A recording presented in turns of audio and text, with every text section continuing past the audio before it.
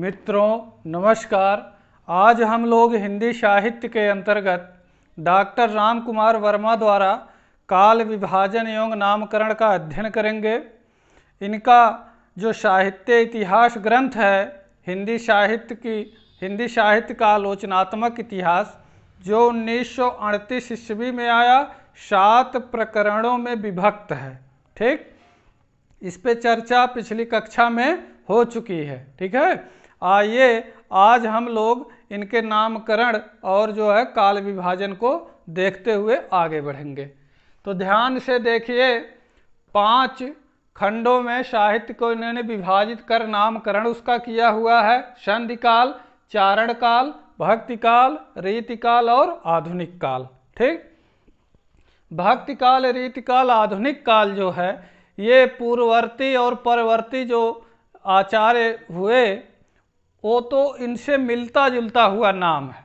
ये संधि काल और चारण काल, इन्होंने आदि काल को संधि काल कहा और उसके 2 भेद किए, संधि काल और उसी में चारण काल को भी इन्होंने जोड़ा और उसकी समय सीमा निर्धारित की है। ठीक है, इनका जो साहित्य इतिहास है बहुत बार पूछा गया, बहुत इम्पोर्टेंट है। हमने साहित्य इतिहास के ग्रंथ और ग्रंथकार का जो वीडियो आपके लिए लेकर आया था उसमें बहुत विधिवत चर्चा उसमें हुई है। तो ये ध्यान रखिएगा कि वो जो है आपका 1938 में आया, 1938 ईस्वी में वो ग्रंथ का जो है प्रकाशित किया गया उस ग्रंथ को, और 7 प्रकरणों में विभक्त है। ठीक, जिसमें डॉक्टर राम कुमार वर्मा जी जो अपभ्रंश के प्रथम कवि हैं, स्वयंभू को हिंदी का ये प्रथम कवि मानते हैं। कौन? डॉक्टर राम कुमार वर्मा जी। ये प्रश्न बनता है कि हिंदी का प्रथम कवि ये किसको मानते हैं, तो स्वयंभू को। उसको आप लोग नोट कर लीजिएगा। ठीक है, किसको मानते हैं? स्वयंभू को। ठीक, इनका समय क्या है? इनका समय है 693 ईस्वी। ठीक, तो हिंदी साहित्य का ये आरंभ भी यहीं से मानते हैं, स्वयंभू के समय से। 693 ईस्वी से लेकर के कहाँ तक? 1693 ईस्वी। ठीक, यानी संधि काल से लेकर के कहाँ तक? भक्ति काल तक के जो है, भक्ति काल के साहित्य को इन्होंने हिंदी साहित्य के आलोचनात्मक इतिहास में रखा है।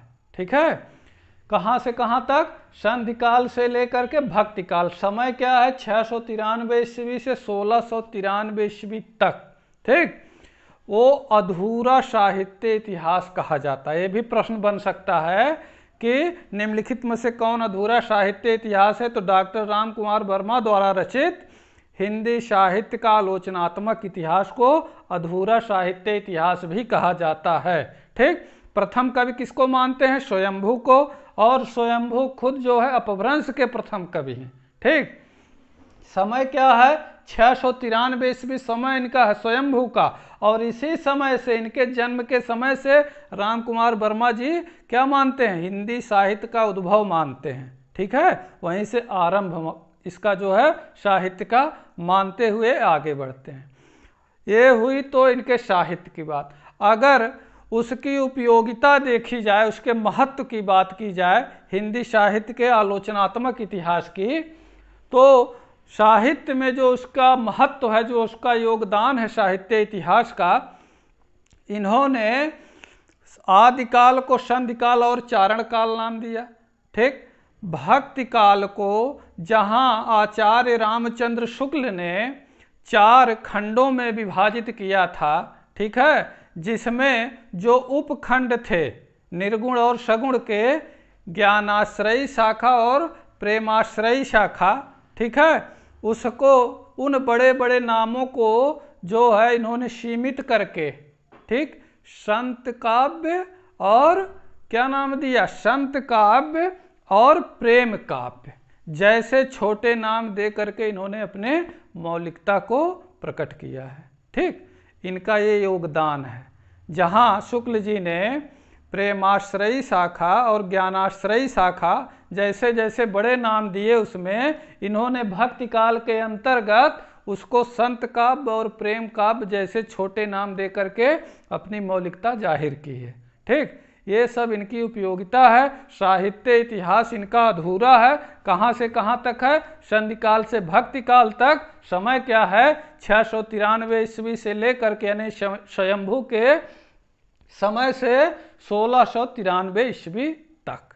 ठीक, अब आइए जो है इनके द्वारा जो नामकरण है इधर बाएं तरफ, दाएं तरफ समय सीमा निर्धारित की गई है। इसको देखिए, बहुत ही सरल है, बहुत सहज ढंग से इसको हम बताने का प्रयास करेंगे। पहला है संधि काल, समय है 750। ठीक, अब ये संभवत में है सब, और इधर ईस्वी की बात हुई है अभी। 693 में आप 57 जोड़ेंगे तो 750 हो जाएगा। ठीक, इधर देखिए 50 और इधर 7। ठीक, तो समय सीमा किससे मानते हैं? यहाँ से आपके कई प्रश्न क्लियर होंगे अगर थोड़ा सा इसको बुद्धि लगाकर आप देखेंगे। 693 आप याद रखेंगे तो यहाँ से आपका स्वयंभू का समय मिल जाएगा, और इनके जो है साहित्य इतिहास जो है हिंदी साहित्य का आलोचनात्मक इतिहास उसका समय मिल जाएगा, और यहीं में इसी में 57 जोड़ देंगे आप तो संभवत में निकल के आएगा ये संधि काल का समय। ठीक, संभवत और सन में 57 का अंतर होता। हमने आपको बताया था कि संभवत से जब घटे 57 तब आए ईस्वी सन 52। संभवत से आप जब 57 को घटाएंगे तो ईस्वी निकल के आएगा। ठीक, तो 750 से 1000 विक्रमी तक ये संधि काल का समय मानते हैं। ठीक, 1000 तक, और चारण काल का समय 1000 से 1375। ठीक, अब यहीं से आप थोड़ा सा बैक होइए।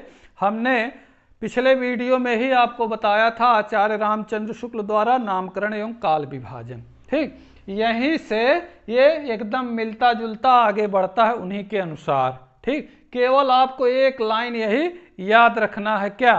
वो भी याद क्या रखना है? आप स्वयंभू को केवल याद रखिए। ठीक, 993 में 57 जोड़ेंगे 750 निकल के आएगा, और 750 में ये 750 से 1000 तक जाएगा। ठीक, और जैसे 1000 मिला तुरंत इसमें 1000 रखिए चारण काल के अंतर्गत, और 1375 शुक्ल जी क्या मानते हैं यहाँ? 1050 से 1375 मानते हैं। फिर आगे ऐसे ऐसे बढ़ता है जैसे है ये।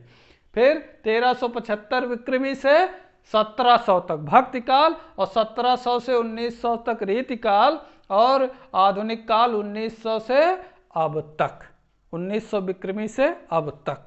ठीक, तो ये बहुत आसान है, इसमें आपको बहुत जो है परेशानी का सामना यहाँ नहीं करना पड़ेगा।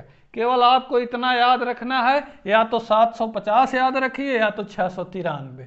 ठीक, 693 चाहे आप 750 याद रखेंगे तो 57 घटा लेना है, और 693 याद रखेंगे तो उसमें 57 जोड़ लेना। कई प्रश्न आपके यहाँ से जो है क्लियर होंगे। ठीक, मिलते हैं अगले प्रयास के साथ, तब तक के लिए धन्यवाद।